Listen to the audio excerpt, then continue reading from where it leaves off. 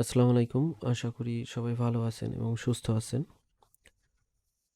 তো আমি একটু অসুস্থ। তো আমি ইউরো ইউএসডি চার্টে আছি। ইউরো ইউএসডি চার্টের এখানে যদি আপনারা দেখেন মার্কেট, একটু নিউজটা একটু দেখে আসি। ফরেক্স ফ্যাক্টরিতে গেলাম। এখানে খেয়াল করবেন মার্কেটের, আমি বলছিলাম এই সপ্তাহে মার্কেটে অনেক নিউজ আছে এবং এগুলোর প্রভাব পড়বে।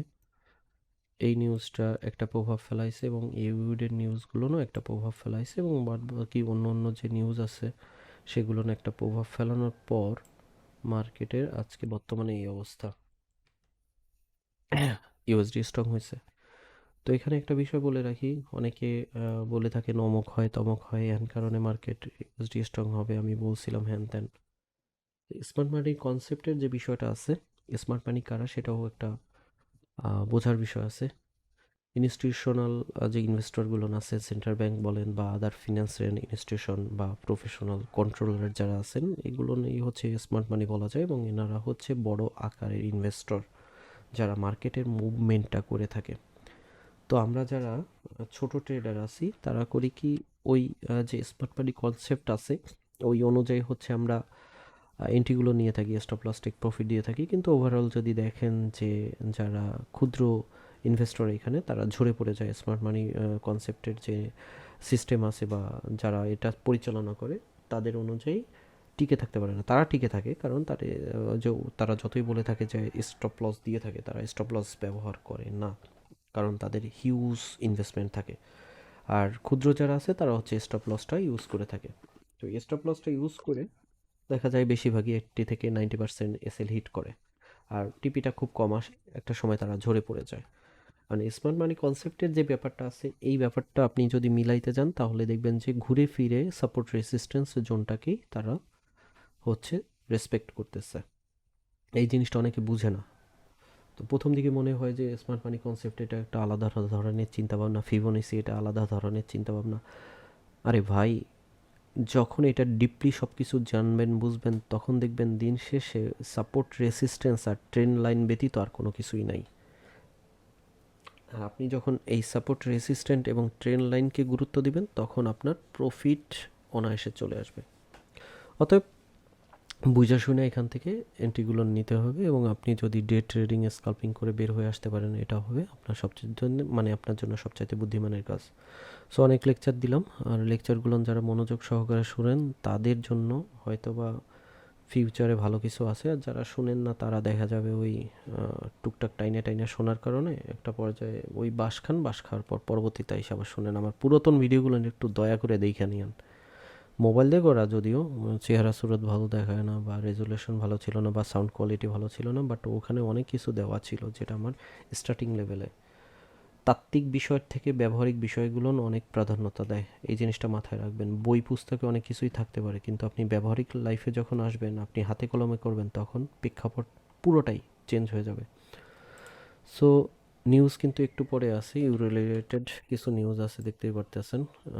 তো এখানে একটা হাই ইম্প্যাক্ট নিউজ আছে, আর তারপরে ইউরোর আরও একটা নিউজ আছে যেটা হাই ইম্প্যাক্টের মধ্যে আছে, এবং ইউরোর আরও দুইটা নিউজ আছে। এই নিউজ শেষে রাত্রের দিকে ইউএসডির একটা নিউজ আছে, এডিপি এমপ্লয়মেন্টের যে নিউজ এটা, এবং গুডসের একটা আছে।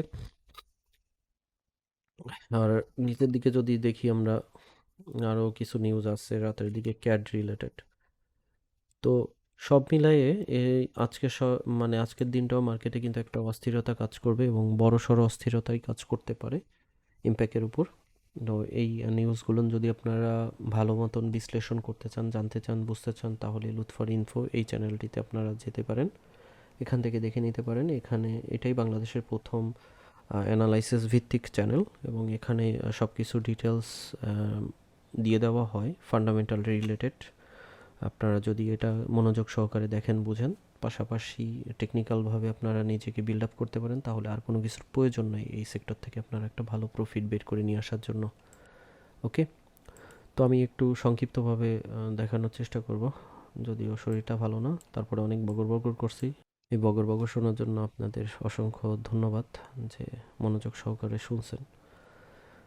তো দেখেন, মার্কেটে আমরা একটা ট্রেন লাইন পাইছিলাম এখানে, যে ভাবছিলাম যে এই ট্রেন লাইনটা মার্কেট করে চলে যাবে এবং আমরা এখানে একটা এন্ট্রি লেভেলের কথা বলছিলাম, যখন নামবে তখন আমরা এখান থেকে একটা বাই দিব। তো এর আগে আমি টেলিগ্রামে একটা সিগন্যাল দিয়েছিলাম, এই পজিশন থেকে সেল নেওয়ার কথা বলছিলাম এবং সেখান থেকে কিন্তু আমরা একটা ভালো প্রফিট বের করে নিয়ে আসছিলাম।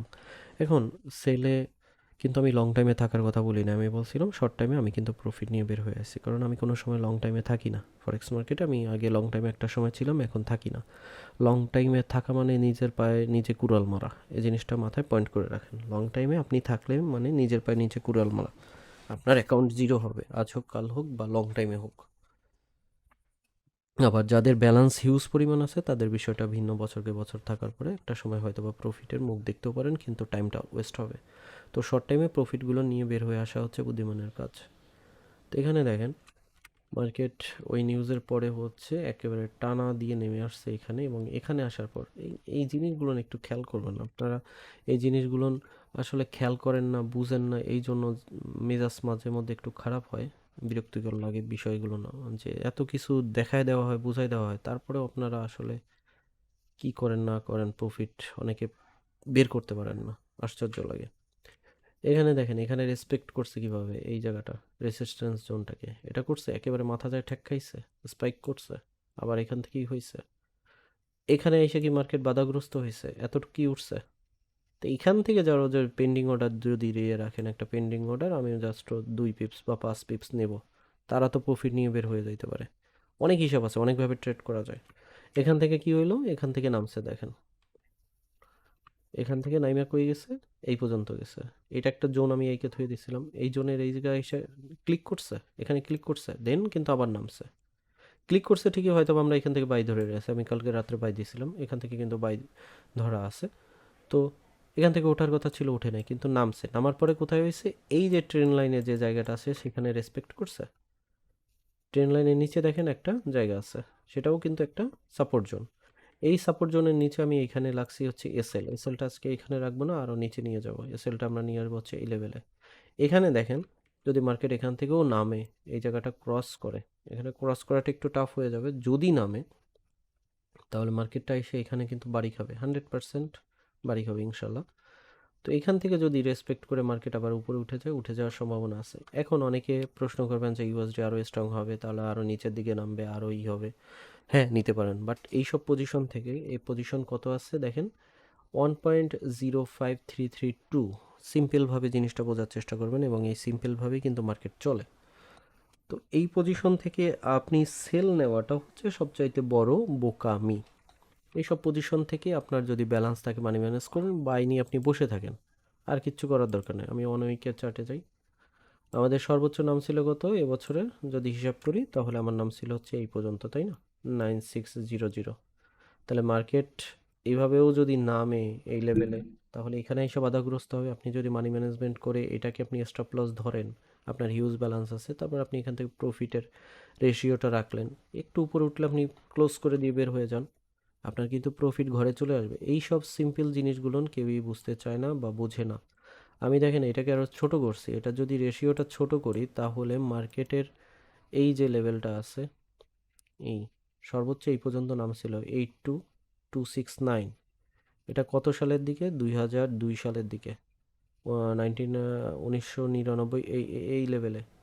তাহলে এই লেভেল পর্যন্ত আপনি যখন মানি ম্যানেজমেন্ট করবেন, আপনার যখন হিউজ একটা অ্যামাউন্ট থাকে, তখন এইভাবে হিসাব করা লাগবে যে মার্কেট 0.8269 এই পর্যন্ত নামলে আমার কত ডলার থাকতে হবে, আমি মার্কেটে টিকে থাকতে পারবো কিনা, আমি এই একটা ট্রেড নিয়ে আমি এন্ট্রি নিয়ে প্রফিট নিয়ে বের হয়ে আসবো।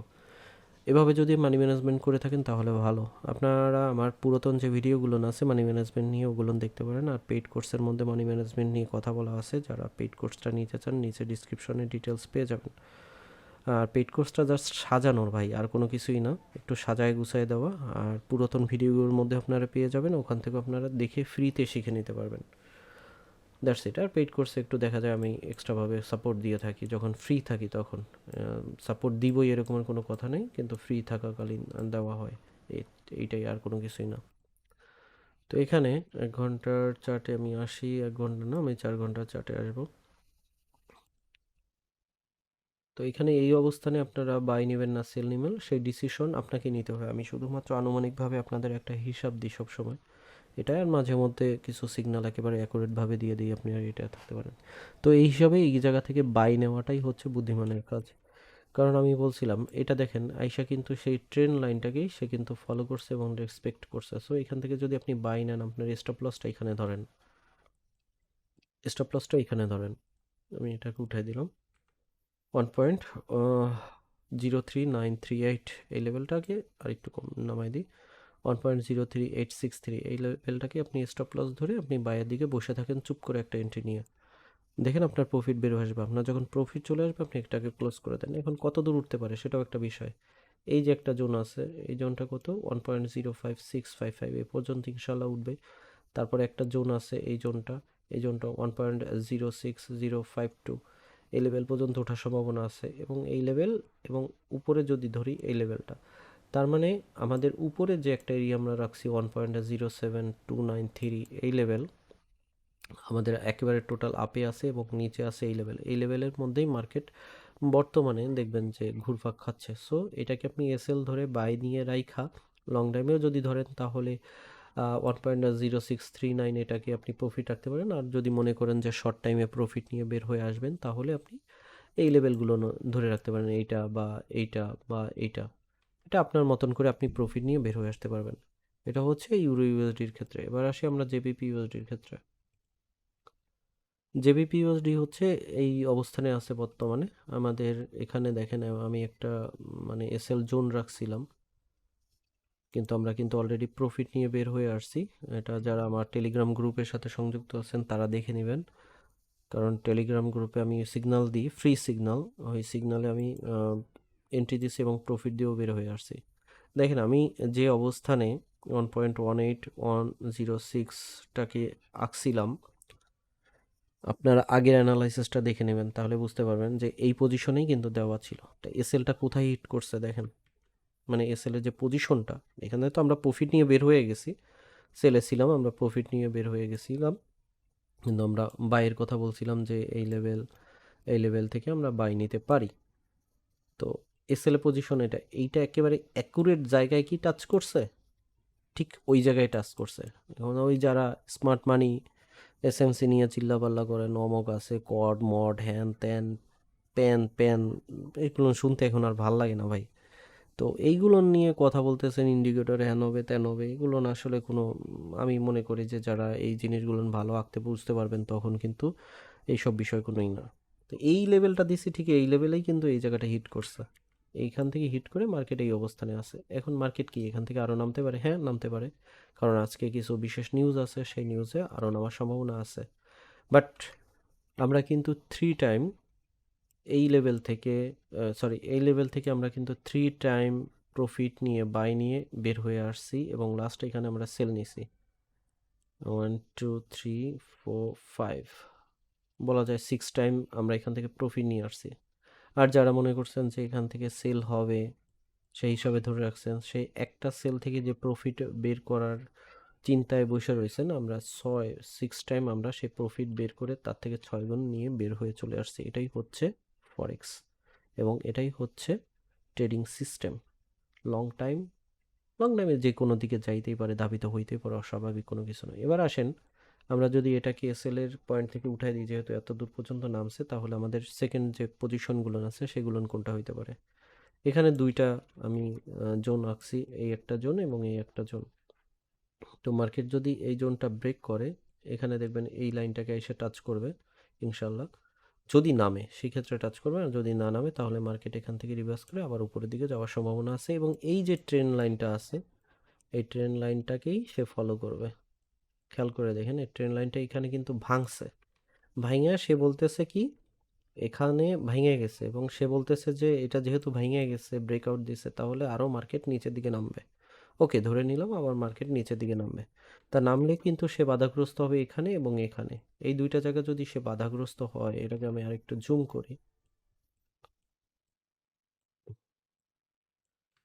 এই দুইটা জায়গা যদি সে বাধাগ্রস্ত হয়, ধরলাম এখান থেকে সে এই লেভেলটা থাকতে পারে, আবার এই লেভেলে এসে টাচ করে আবার একটু উঠতে পারে, বা এই লেভেলটা যদি ভেঙে যায় তাহলে এই লেভেলে আসবে, এবং এই লেভেলের এই জায়গাটা আসাটা একটু টাফ হয়ে যাবে যদি এই লেভেল পর্যন্ত টাচ করে তাহলে মার্কেট নেক্সট লেভেল এটা চলে আসতে পারে, এবং এটার পরে কিন্তু এটা কিন্তু একটা স্ট্রং জোন, এই যে এই জোনটা কিন্তু স্ট্রং।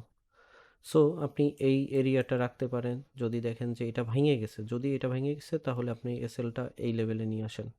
এই লেভেলে নিয়ে আসার পরে এটাকে আপনি এখান থেকে নতুন করে আর একটা বাই এন্ট্রি নিতে পারেন এবং এসএলটা এখানে রাখতে পারেন। তাহলে দেখা যাবে যখন উপরে উঠবে তখন একটা রিকভারি হয়ে যাবে। তবে আশা করতেছি মার্কেট এই লেভেল থেকেই আবার আপের দিকে চলে যায়।